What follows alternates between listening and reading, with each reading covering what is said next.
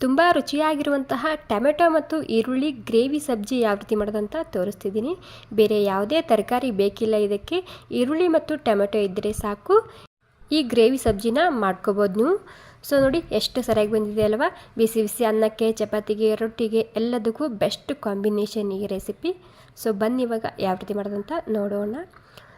ನೋಡಿ, ಈ ಟೊಮೆಟೊ ಈರುಳ್ಳಿ ಗ್ರೇವಿ ಸಬ್ಜಿ ಮಾಡೋದಕ್ಕೆ ಮೊದಲಿಗೆ ನಾನಿಲ್ಲಿ ಒಂದು 5 ಈರುಳ್ಳಿ ತೊಗೊಂಡಿದ್ದೀನಿ ಮೀಡಿಯಮ್ ಸೈಜಿಂದು, ಮತ್ತು ಒಂದು 4 ಟೊಮೆಟೊ ತೊಗೊಂಡಿದ್ದೀನಿ. ಇವಾಗ ಈ ಈರುಳ್ಳಿ ನಾನು ದಪ್ಪ ದಪ್ಪ ಕಟ್ ಮಾಡ್ಕೊಂಡು ತೊಗೊತಿದ್ದೀನಿ. ಓಕೆ ನೋಡಿ, ಒಂದು ಈರುಳ್ಳಿಯಲ್ಲಿ ಒಂದು 4 ಭಾಗ ಮಾಡ್ಕೊಂಡಿನಿ. ಮುಂದಿಂದು ಇದು ಹಾರ್ಡ್ ಇರುತ್ತೆ ಅಲ್ವಾ, ಅದನ್ನು ಕಟ್ ಮಾಡ್ಕೊಂಡು ಸೈಡಿಗೆ ಎತ್ತಿಟ್ಕೊತಿದ್ದೀನಿ. ಹಾಗೆಯೇ ತುಂಬ ರುಚಿಯಾಗಿ ಬರುತ್ತೆ. ಸೊ ಒಂದು ಸ್ವಲ್ಪ ಖಂಡಿತ ಟ್ರೈ ಮಾಡಿ ನೋಡಿ. ಎಲ್ಲದಕ್ಕೂ ಬೆಸ್ಟ್ ಕಾಂಬಿನೇಷನ್ ಈ ರೆಸಿಪಿ. ಬೇರೆ ಯಾವುದೇ ತರಕಾರಿ ಬೇಕಿಲ್ಲ, ಜಸ್ಟ್ ಟೊಮೆಟೊ ಮತ್ತು ಈರುಳ್ಳಿ ಇದ್ದರೆ ಸಾಕಾಗುತ್ತೆ ಇದಕ್ಕೆ. ಈರುಳ್ಳಿ ಕಟ್ ಮಾಡ್ಕೊಂಡು ನಾನಿವಾಗ ಟೊಮೆಟೊ ಕೂಡ ಅದೇ ರೀತಿ ದಪ್ಪ ದಪ್ಪ ಕಟ್ ಮಾಡ್ಕೊಂಡು ತೊಗೊತಿದ್ದೀನಿ.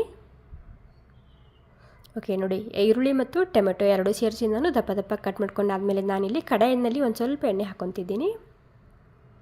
ಎಣ್ಣೆ ಗರಂ ಆದಮೇಲೆ ಮೊದಲಿಗೆ ನಾನಿಲ್ಲಿ ಈರುಳ್ಳಿ ಹಾಕ್ಕೊತಿದ್ದೀನಿ. ಇವಾಗ ಈರುಳ್ಳಿ ನಾನು ಹೈ ಫ್ಲೇಮ್ದಲ್ಲಿ ಹಸಿ ವಾಸನೆ ಹೋಗೋ ತನಕ ಅಥವಾ ಒಂದು 2 ನಿಮಿಷ ಆಗೋ ತನಕ ನಾನಿದು ಹುರ್ಕೊಂಡು ತೊಗೊತಿದ್ದೀನಿ.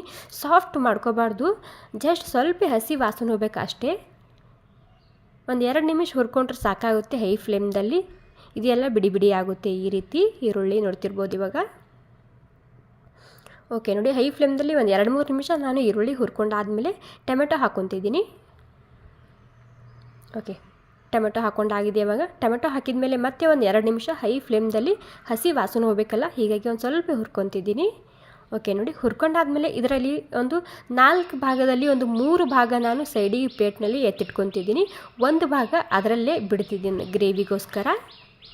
ಓಕೆ ನೋಡಿ, ಒಂದು 3 ಭಾಗ ತಕ್ಕೊಂಡಿನಿ ನಾನು. ಒಂದು ಭಾಗ ಅದರಲ್ಲೇ ಇಟ್ಕೊಂಡಿನಿ. ಒಂದು ಸ್ವಲ್ಪ ಸೈಡಿಗೆ ಮಾಡ್ಕೊಂಡು ಎಣ್ಣೆ ಹಾಕ್ಕೊತಿದ್ದೀನಿ ಒಂದು ಸ್ವಲ್ಪನೇ. ಓಕೆ, ಸ್ವಲ್ಪ ಎಣ್ಣೆ ಹಾಕ್ಕೊಂಡಾದ್ಮೇಲೆ ನಾನಿಲ್ಲಿ ಒಂದು ಸ್ವಲ್ಪ ದಾಲ್ಚಿನ್ನಿ ಹಾಕ್ಕೊತಿದ್ದೀನಿ, ಮತ್ತು ಒಂದು 4-5 ಕಾಳು ಮೆಣಸುಗಳನ್ನು ಹಾಕಿದ್ದೀನಿ, ಮತ್ತು ಒಂದು ಅರ್ಧ ಟೇಬಲ್ ಸ್ಪೂನ್ ಆಗೋಷ್ಟು ಜೀರಿಗೆ, ಮತ್ತು ಒಂದು 4 ಲವಂಗ ಹಾಕ್ಕೊತಿದ್ದೀನಿ, ಮತ್ತು ಒಂದು ಸ್ವಲ್ಪನೇ ಪಲಾವ್ ಎಲೆ ಹಾಕ್ಕೊತಿದ್ದೀನಿ. ಸುಮಾರು ಒಂದು ಪಲಾವ್ ಎಲೆನ ಈ ರೀತಿ ಮುರಿದು ಹಾಕ್ಕೊಂಡಿನಿ. ಇವಾಗ ಈ ಎಲ್ಲ ಮಸಾಲ ಹಸಿ ವಾಸನೆ ಹೋಗೋ ತನಕ ಹುರ್ಕೊತಿದ್ದೀನಿ. ನೀವು ಇದರಲ್ಲಿ ಹಸಿ ಶುಂಠಿ ಮತ್ತು ಬೆಳ್ಳುಳ್ಳಿ ಕೂಡ ಹಾಕೋಬೋದು ಇತ್ತಂದರೆ, ಇಲ್ಲಾಂದರೆ ಸ್ಕಿಪ್ ಕೂಡ ಮಾಡ್ಕೋಬೋದು. ಓಕೆ, ಎಲ್ಲ ಮಸಾಲ ಹಸಿ ವಾಸನೆ ಹೋಗೋ ತನಕ ಹುರ್ಕೊಂಡಾಗಿದೆ. ಇವಾಗ ಇದನ್ನು ಸೈಡಿಗೆ ಪ್ಲೇಟ್ನಲ್ಲಿ ಎತ್ತಿಟ್ಕೊತಿದ್ದೀನಿ. ಸ್ವಲ್ಪ ಇದು ತಣ್ಣಗಾದ್ಮೇಲೆ ಅದನ್ನು ನಾನು ಗ್ರೇವಿ ಮಾಡ್ಕೊತಿದ್ದೀನಿ ಮಿಕ್ಸಿಯಲ್ಲಿ. ಓಕೆ ನೋಡಿ, ಮಿಕ್ಸಿಯಲ್ಲಿ ಗ್ರೇವಿ ಮಾಡ್ಕೊಂಡಿದ್ದು ನಾನಿವಾಗ. ಗ್ರೇವಿ ಮಾಡ್ಕೊಂಡಾದ್ಮೇಲೆ ಇವಾಗ ಅದೇ ಕಡೆಯಲ್ಲಿ ಮತ್ತೆ ಒಂದು ಸ್ವಲ್ಪನೇ ನಾನಿಲ್ಲಿ ಎಣ್ಣೆ ಹಾಕ್ಕೊತಿದ್ದೀನಿ.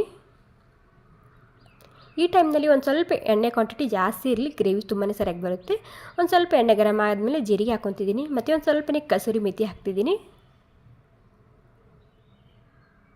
ಇವಾಗ ಗ್ಯಾಸ್ ಸ್ಲೋ ಮಾಡ್ಕೊಂಡು ನಾನಿಲ್ಲಿ ಸ್ವಲ್ಪ ಅರಿಶಿಣ ಹಾಕ್ಕೊತಿದ್ದೀನಿ, ಮತ್ತು ಖಾರಕ್ಕೆ ಎಷ್ಟು ಬೇಕಷ್ಟು ರೆಡ್ ಖಾರದ ಪುಡಿ ಹಾಕ್ಕೊತಿದ್ದೀನಿ. ಗ್ಯಾಸ ಸ್ಲೋ ಮಾಡಿ ಅಥವಾ ಬಂದ್ ಮಾಡಿ ಈ ಖಾರನ ಹಾಕ್ಕೊಳ್ಳಿ, ಇಲ್ಲ ಅಂದರೆ ಹೊತ್ತು ಹೋಗುತ್ತೆ ಅದು. ಇವಾಗ ಎಲ್ಲ ಸೇರಿಸಿ ಮಿಕ್ಸ್ ಮಾಡ್ಕೊಂಡಾದ್ಮೇಲೆ ಈ ಗ್ರೇವಿ ಮಸಾಲ ಮಾಡ್ಕೊಂಡಿಟ್ಟಿದ್ದಲ್ಲ ಅದನ್ನು ಹಾಕ್ಕೊತಿದ್ದೀನಿ. ಓಕೆ ನೋಡಿ, ಎಲ್ಲ ಸೇರಿಸಿ ಇವಾಗ ಮಿಕ್ಸ್ ಮಾಡ್ಕೊತಿದ್ದೀನಿ ನಾನು. ಗ್ಯಾಸ್ ಸ್ಲೋ ಇದೆ ಇವಾಗ ಇದನ್ನು ನಾನು ಸರಿಯಾಗಿ ಮಿಕ್ಸ್ ಮಾಡ್ಕೊಂಡು ಒಂದು ಸ್ವಲ್ಪ ಮಿಕ್ಸಿ ಜಾರಿಗೆ ಪೇಸ್ಟ್ ಹತ್ತಿತ್ತು, ಸ್ವಲ್ಪ ನೀರು ಹಾಕ್ಕೊಂಡು ಇದರಲ್ಲೇ ಹಾಕ್ಕೊತಿದ್ದೀನಿ, ಅದು ಕೂಡ ಅಷ್ಟೇ. ಓಕೆ, ಎಲ್ಲ ಸೇರಿಸಿ ಇದನ್ನು ಸರಿಯಾಗಿ ಮಿಕ್ಸ್ ಮಾಡ್ಕೊತಿದ್ದೀನಿ. ಇವಾಗ ಮಿಕ್ಸ್ ಮಾಡ್ಕೊಂಡಾದ್ಮೇಲೆ ನಾನಿಲ್ಲಿ ಒಂದು 2 ಟೇಬಲ್ ಸ್ಪೂನ್ ಆಗುವಷ್ಟು ಹಾಲಿನ ಮೇಲಿನ ಕೆನೆ ಹಾಕ್ಕೊತಿದ್ದೀನಿ. ಇತ್ತಂದರೆ ಹಾಕ್ಕೊಳ್ಳಿ, ಇಲ್ಲ ಅಂದರೆ ಸ್ಕಿಪ್ ಕೂಡ ಮಾಡ್ಕೋಬೋದು. ಈ ಹಾಲಿನ ಮೇಲಿನ ಕೆನೆ ಹಾಕೋದ್ರಿಂದ ಗ್ರೇವಿ ಸ್ವಾದ ದುಪ್ಪಟ್ಟಾಗುತ್ತೆ. ಸ್ವಲ್ಪ ಇತ್ತಂದರೆ ಹಾಕ್ಕೊಳ್ಳಿ, ಇಲ್ಲ ಅಂದರೆ ಸ್ಕಿಪ್ ಕೂಡ ಮಾಡ್ಕೋಬೋದು. ಒಂದು 2 ಟೇಬಲ್ ಸ್ಪೂನ್ ಆಗೋಷ್ಟು ಹಾಕಿದ್ದೀನಿ ಅಷ್ಟೇ. ಇವಾಗ ಇದು ಕೂಡ ಅಷ್ಟೇ ಗ್ರೇವಿಲಿ ಸರಿಯಾಗಿ ಮಿಕ್ಸ್ ಮಾಡ್ಕೊತಿದ್ದೀನಿ. ಗಟ್ಟಿಯಾಗುತ್ತೆ ಈ ಕೆನೆ ಹಾಕೋದ್ರಿಂದ, ಹೀಗಾಗಿ ಹಾಕಿದ್ದೀನಿ ಅಷ್ಟೇ. ರುಚಿ ಕೂಡ ಸ್ವಲ್ಪ ಹೆಚ್ಚಾಗುತ್ತೆ ಇದರಲ್ಲಿಂದ. ಇವಾಗೆಲ್ಲ ಸೇರಿಸಿ ಮಿಕ್ಸ್ ಮಾಡ್ಕೊಂಡು ಇದನ್ನು ಸ್ಲೋ ಗ್ಯಾಸ್ನಲ್ಲಿ ಮುಚ್ಚಿಡ್ತಿದ್ದೀನಿ, ಮತ್ತು ರುಚಿಗೆ ತಕ್ಕಷ್ಟು ಉಪ್ಪು ಕೂಡ ಹಾಕ್ಕೊತಿದ್ದೀನಿ. ಇಲ್ಲೇ ಉಪ್ಪು ಹಾಕ್ಕೊಂಡು ಮಿಕ್ಸ್ ಮಾಡ್ಕೊಂಡಿದ್ದು ನಾನಿವಾಗ. ಮಿಕ್ಸ್ ಮಾಡ್ಕೊಂಡಾದ್ಮೇಲೆ ಸ್ಲೋ ಗ್ಯಾಸ್ನಲ್ಲಿ ಅಥವಾ ಎಣ್ಣೆ ಸಪ್ರೇಟ್ ಆಗೋ ತನಕ ಇದನ್ನು ಮುಚ್ಚಿ ಬೇಯಿಸ್ತಿದ್ದೀನಿ. ವಾವ್ ನೋಡಿ, ನಾವೇನು ಹಾಲಿನ ಮೇಲಿನ ಕೆನೆ ಹಾಕಿರ್ತೀವಲ್ಲ ಅದು ಎಲ್ಲ ತುಪ್ಪ ರಿಲೀಸ್ ಮಾಡುತ್ತೆ, ಹೀಗಾಗಿ ಇಷ್ಟೊಂದು ಎಣ್ಣೆ ಸಪ್ರೇಟ್ ಆಗಿದೆ ಇದಕ್ಕೆ. ಇವಾಗ ಗ್ರೇವಿಗೆ ಎಷ್ಟು ಬೇಕೋ ಅಷ್ಟು ನೀರನ್ನ ಹಾಕ್ಕೊತಿದ್ದೀನಿ. ಒಂದು ಸ್ವಲ್ಪ ಸರಿಯಾಗಿ ಇದನ್ನು ಮಿಕ್ಸ್ ಮಾಡ್ಕೊತಿದ್ದೀನಿ. ಗ್ರೇವಿಗೆ ಎಷ್ಟು ಬೇಕಷ್ಟು ನೋಡ್ಕೊಂಡು ನೀರನ್ನ ನೀವು ಹಾಕ್ಕೊಳ್ಳಿ ಇಲ್ಲಿ. ಓಕೆ ನೋಡಿ, ಮತ್ತೆ ಕುದಿ ಬಂದಿದೆ. ಇವಾಗ ನೀರು ಹಾಕ್ಕೊಂಡಾದ್ಮೇಲೆ ಇವಾಗ ಈ ಟೊಮೆಟೊ ಈರುಳ್ಳಿ ನಾವು ಮೊದಲಿನೇ ಹುರ್ಕೊಂಡು ಇಟ್ಟಿದ್ದೀವಲ್ಲ ಅದನ್ನು ಹಾಕ್ಕೊತಿದ್ದೀನಿ. ಅದ್ರ ಜೊತೆಗೆ ಒಂದು ಸ್ವಲ್ಪನೇ ಗರಂ ಮಸಾಲ ಹಾಕ್ಕೊತಿದ್ದೀನಿ, ಮತ್ತು ಒಂದು ಸ್ವಲ್ಪನೇ ಕಸೂರಿ ಮೆಥಿ ಹಾಕ್ಕೊತಿದ್ದೀನಿ. ಇವಾಗ ಎಲ್ಲ ಸೇರಿಸಿ ಇದನ್ನು ಸರಿಯಾಗಿ ಮಿಕ್ಸ್ ಮಾಡ್ಕೊತಿದ್ದೀನಿ ಒಂದು ಸ್ವಲ್ಪ. ಮತ್ತು ಒಂದು ಸ್ವಲ್ಪನೇ ಕೊತ್ತಂಬರಿ ಸೊಪ್ಪು ಹಾಕ್ಕೊಂಡಿನಿ. ಇವಾಗ ಎಲ್ಲ ಸೇರಿಸಿ ಗ್ರೇವಿ ನೋಡ್ಕೊಂಡು ಗಟ್ಟಿ ಬೇಕು ತುಳಿಬೇಕು ನೋಡ್ಕೊಂಡು ನೀವು ಇಲ್ಲಿ ನೀರನ್ನ ಹಾಕ್ಕೊಳ್ಳಬೇಕಾದ್ರೆ ಇಲ್ಲಿ ಇವಾಗ ಎಲ್ಲ ಸೇರಿಸಿ ಉಪ್ಪು ಖಾರ ಹಿರ್ಕೋಬೇಕಲ್ಲ ಟೊಮೆಟೊ ಈರುಳ್ಳಿ. ಹೀಗಾಗಿ ಮತ್ತೆ ಒಂದು 5 ನಿಮಿಷ ಸ್ಲೋ ಗ್ಯಾಸ್ನಲ್ಲಿ ನಾನು ಕುದಿಸಿದ್ದ ಪೂರ್ತಿಯಾಗಿ ಎಣ್ಣೆ ಸಪ್ರೇಟ್ ಆಗಿದೆ. ಇವಾಗ ಈ ಟೈಮ್ನಲ್ಲಂತೂ ಘಮ್ ಅಂತಿರುತ್ತೆ. ಒಂದು ಸ್ವಲ್ಪನೇ ಕೊತ್ತಂಬರಿ ಸೊಪ್ಪು ಹಾಕ್ಕೊಂಡಿನಿ.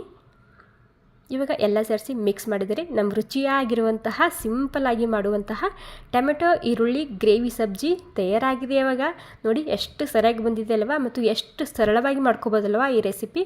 ಸೊ ಖಂಡಿತ ಒಂದು ಸ್ವಲ್ಪ ಟ್ರೈ ಮಾಡಿ ನೋಡಿ, ತುಂಬಾ ರುಚಿಯಾಗಿ ಬರುತ್ತೆ. ಥ್ಯಾಂಕ್ ಯು ಸೋ ಮಚ್ ಎಲ್ರಿಗೂ.